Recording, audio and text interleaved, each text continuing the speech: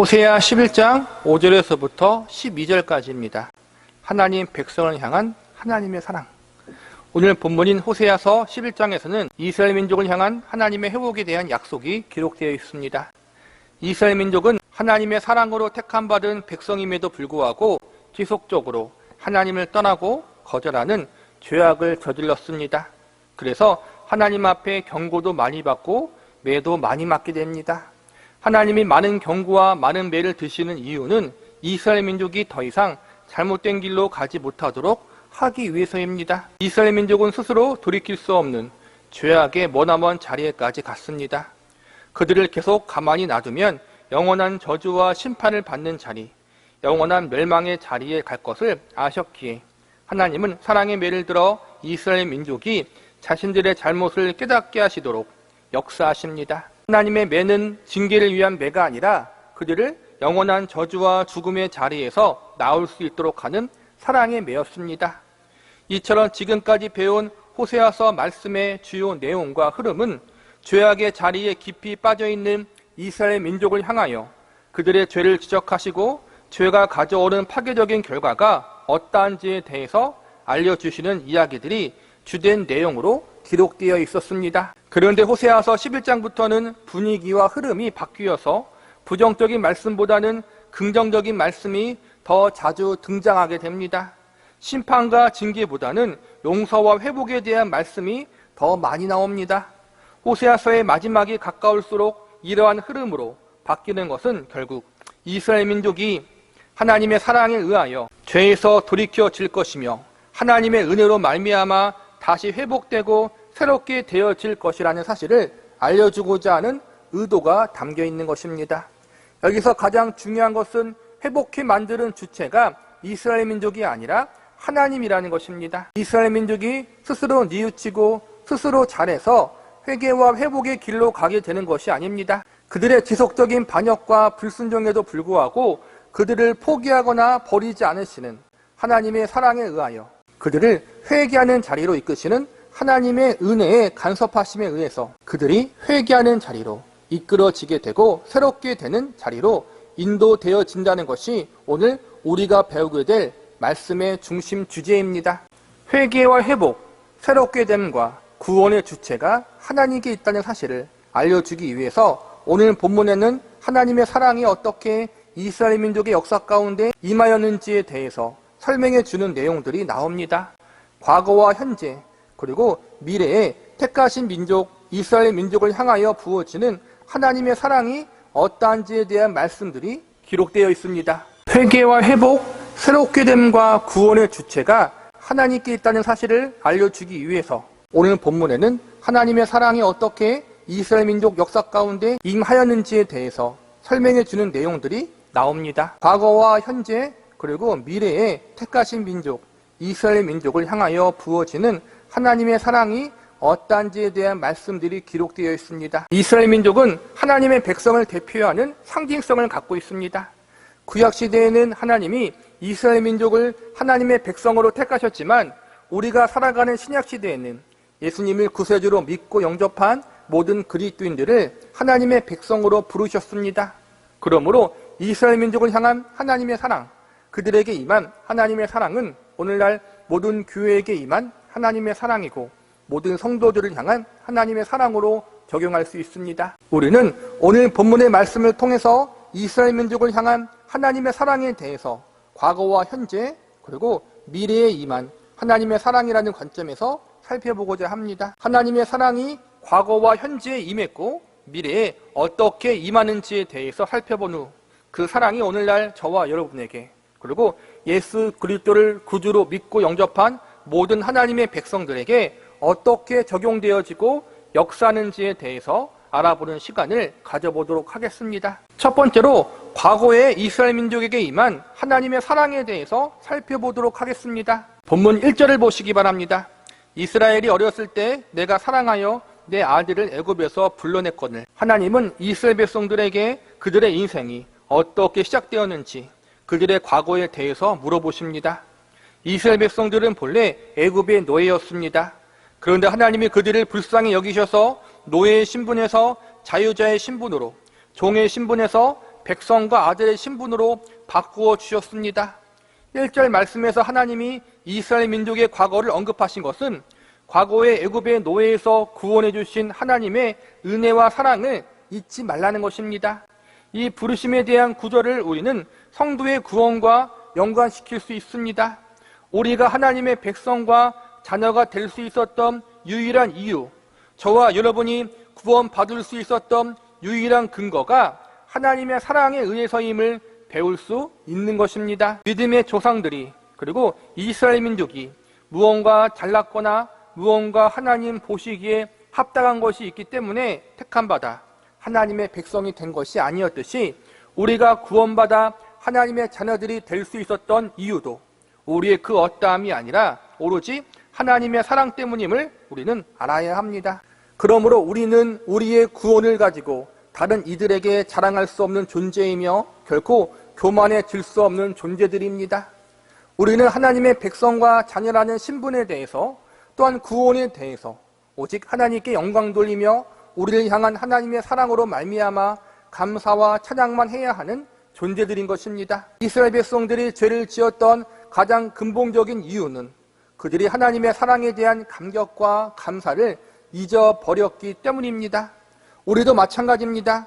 성도들이 죄에 빠지게 되는 가장 큰 이유는 바로 그들이 하나님께 받았던 사랑, 그들을 하나님의 백성과 자녀로 삼아주셨던 크신 은혜에 대한 감사와 감격을 잊어버렸기 때문입니다. 그래서 하나님은 이스라엘 백성들에게, 그리고 저와 여러분에게 하나님이 부어주셨던 한량없는 은혜와 사랑을 기억하라고 말씀하십니다. 우리를 그분의 은혜로 부르시고 택하사 그분의 백성과 자녀로 삼아주신 하나님 아버지의 한이없는 사랑에 대한 감사와 감격을 절대로 잊지 않는 저와 여러분이 되시기를 바랍니다. 두 번째로, 현재 이스라엘 민족에게 임하고 있는 하나님의 사랑에 대해서 살펴보겠습니다. 1절에 보면 하나님은 이스라엘 백성들을 향하여 내 아들이라는 표현을 사용하셨습니다. 즉 하나님과 이스라엘 백성들과의 관계가 아버지와 아들의 사랑의 관계로 비유되어 있는 것입니다. 이스라엘은 처음부터 하나님의 아들이 아니라 하나님의 선택에 의해서 하나님의 자녀가 된 것입니다. 쉽게 말하면 친아들이 아니라 양아들이 된 것입니다. 그런 면에서 볼 때 오늘날 우리의 관계와 비슷하지 않습니까? 우리도 본질상 진노의 자녀였으나 예수 그리스도로 말미암아 하나님의 자녀가 된 자들입니다.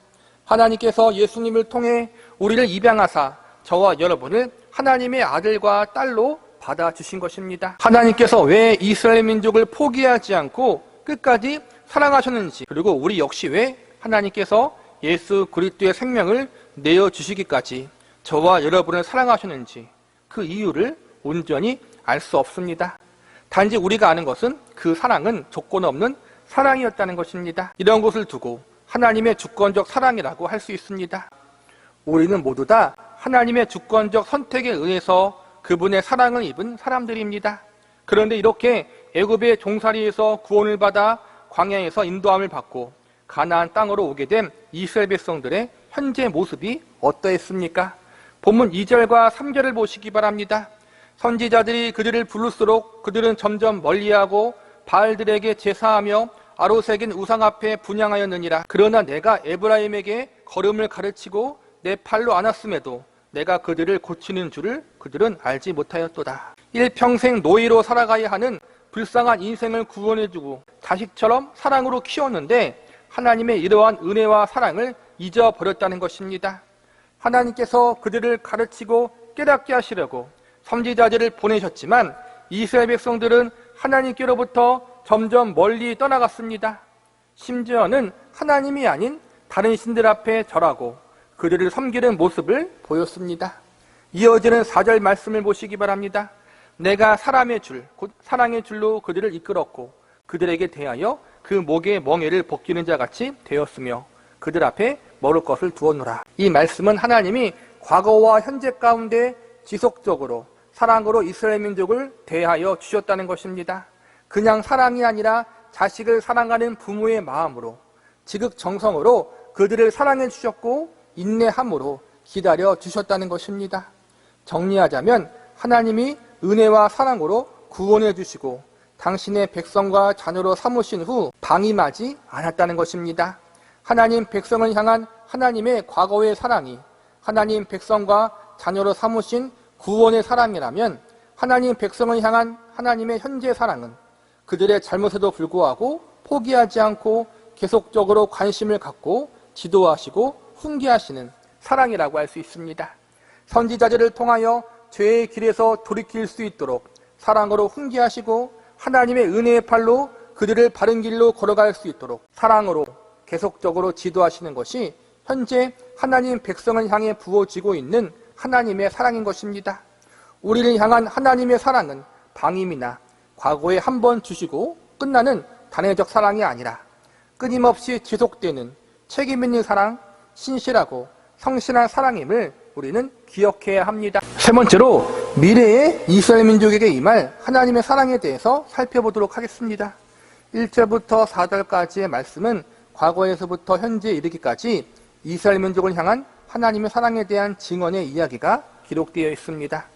이어지는 5절부터 7절까지의 말씀에서는 지금까지 이렇게 하나님의 큰 은혜와 사랑을 부어 주었음에도 불구하고 여전히 회개하지 않고 계속적으로 죄악의 자리에 머물러 있는 이스라엘 민족의 상태를 지적하는 내용들이 나옵니다. 본문 5절을 보시기 바랍니다. 그들은 애굽 땅으로 되돌아가지 못하겠거늘 내가 돌아가기를 싫어하니 아수르 사람이 그 임금이 될 것이라. 5절과 6절에서는 이방 나라에 의해서 침략받아 고난받게 될 이스라엘 민족의 미래에 대한 예언의 말씀이 기록되어 있습니다. 이번엔 본문 7절을 보시기 바랍니다. 내 백성이 끝끝내 내게서 물러가나니 비록 그들을 불러 위에 계신 이에게로 돌아오라 할지라도 일어나는 자가 하나도 없도다. 7절에서 주목해서 볼 말씀은 끝끝내라는 말씀입니다. 이 말씀은 그들이 당하는 모든 고난과 고통의 원인은 그들이 끝끝내 하나님께 돌이켜 회개하기를 거절했기 때문이라고 말씀하고 있는 것입니다. 1절부터 4절까지의 말씀을 보면 하나님이 얼마나 지극정성으로 이스라엘 민족을 사랑과 관심으로 보살펴 주셨는지 나와 있습니다. 이어지는 5절 이후부터는 처럼 사랑하는 아들의 걸음마를 가르치듯이 넘어지면 다칠까봐 사람의 팔로 품고 사랑의 줄로 붙잡으며 애지중지하며 키웠는데 그들이 그러한 하나님의 사랑을 배신해버린 이스라엘 백성들의 죄를 지적하고 계십니다. 그리고 그 결과 이방 민족에 의해 큰 고난과 고통을 당하게 될 것임을 하나님이 예언하십니다.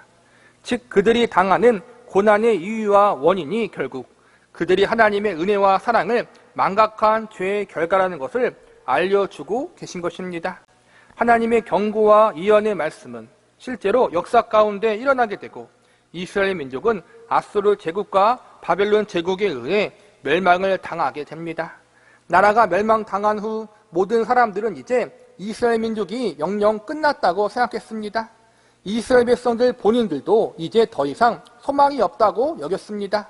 그러나 하나님은 이 절망적인 상황 가운데에서도 다음과 같은 희망적인 약속을 선언하십니다. 본문 8절을 보시기 바랍니다. 에브라임이여 내가 어찌 너를 놓겠느냐, 이스라엘이여 내가 어찌 너를 버리겠느냐, 내가 어찌 너를 아드마같이 놓겠느냐, 어찌 너를 스보임같이 두겠느냐, 내 마음이 내 속에서 돌이켜 나의 긍휼이 온전히 불 붙듯이 하도다. 아드미야 스보임은 창세기에서 소돔과 고모라 도시가 죄악으로 말미암아 멸망당할 때 함께 심판받은 도시의 이름입니다. 하나님은 이 죄악의 도시들을 심판하실 때 그 심판하심을 합당하게 여겼습니다. 그런데 지금 하나님이 이스라엘 민족을 심판하시면서 마음이 불붙듯 하다고 말씀하십니다. 즉 이스라엘 민족을 심판하시는 하나님의 마음이 편치 않다는 것입니다. 어찌 자녀가 고통당하는 것을 즐겁게 바라보는 부모가 어디 있겠습니까? 하나님도 마찬가지입니다. 비록 그들의 죄로 말미암아 그에 대한 합당한 대가를 치르고 있는 것이지만 이를 시행하고 바라보시는 하나님의 마음 역시 부모의 마음처럼 아프고 고통스럽다는 것입니다. 그래서 이 징계와 심판 가운데에서 하나님의 손을 돌이켜 긍휼을 내리신다고 선언하십니다. 이어지는 구절을 보시기 바랍니다. 내가 나의 맹렬한 진노를 나타내지 아니하며 내가 다시는 에브라임을 멸하지 아니하리니 이는 내가 하나님이요 사람이 아님이라.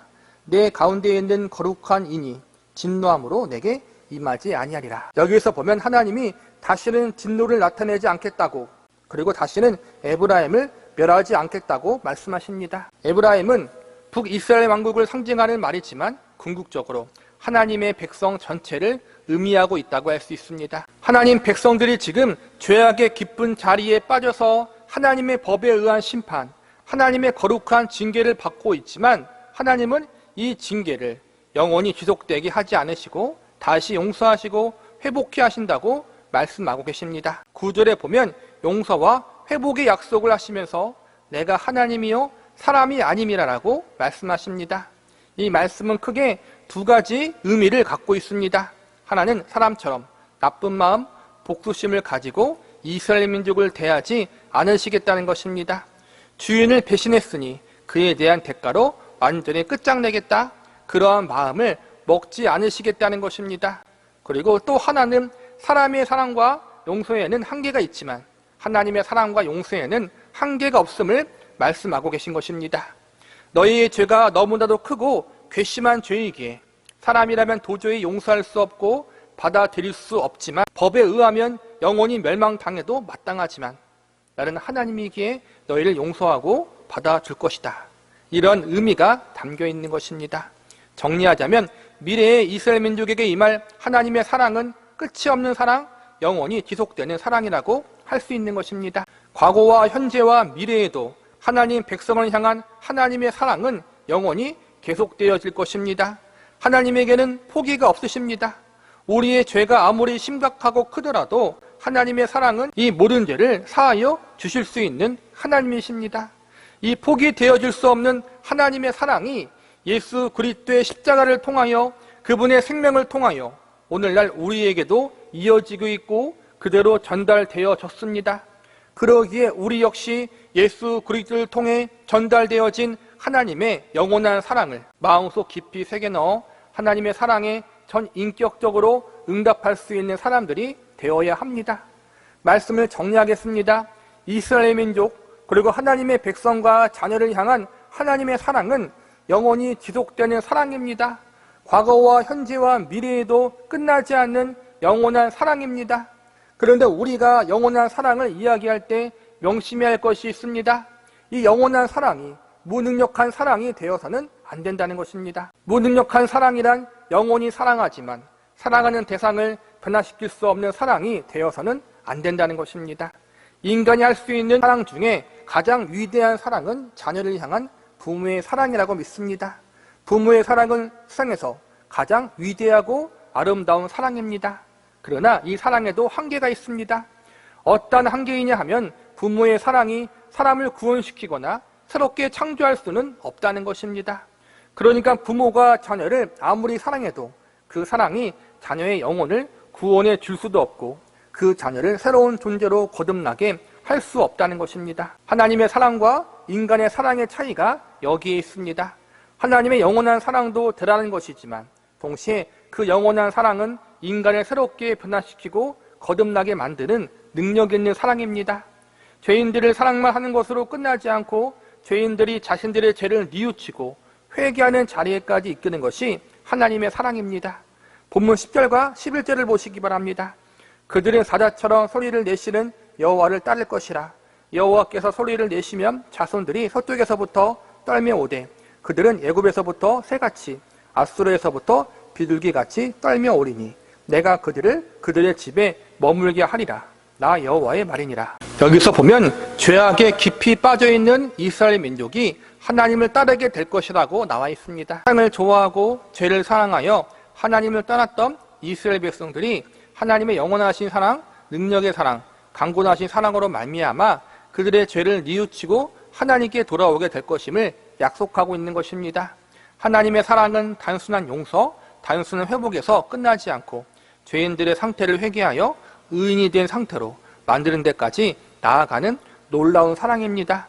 하나님을 거절하고 죄가 주는 기쁨과 즐거움을 향해 달려가던 죄인들이 회개하여 눈물 콧물 쏙 빼고 하나님 앞에 다시 오게 만드는 사랑이 하나님의 사랑입니다. 이 사랑에 항복되어지는 사람들은 억지로나 강압적으로가 아니라 그들의 삶 전부를 내려놓고 기쁨으로 그리고 감사함으로 항복하게 됩니다.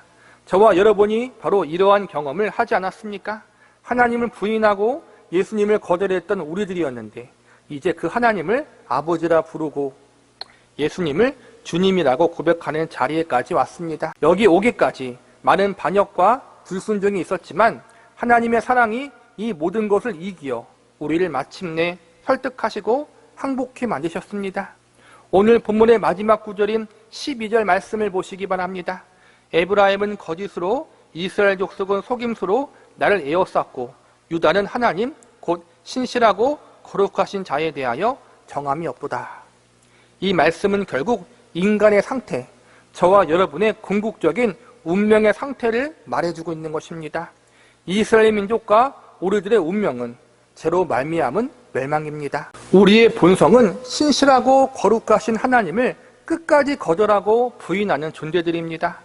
거룩하신 하나님 앞에 정함이 없는 상태, 죄악으로 가득 찬 모습이 저와 여러분 모든 인간의 운명적 모습입니다. 그러나 하나님의 영원한 사랑이 우리를 강권하심으로 우리의 죄악된 본성과 본능을 모두 이기시고 마침내 우리의 항복을 받아내셨습니다.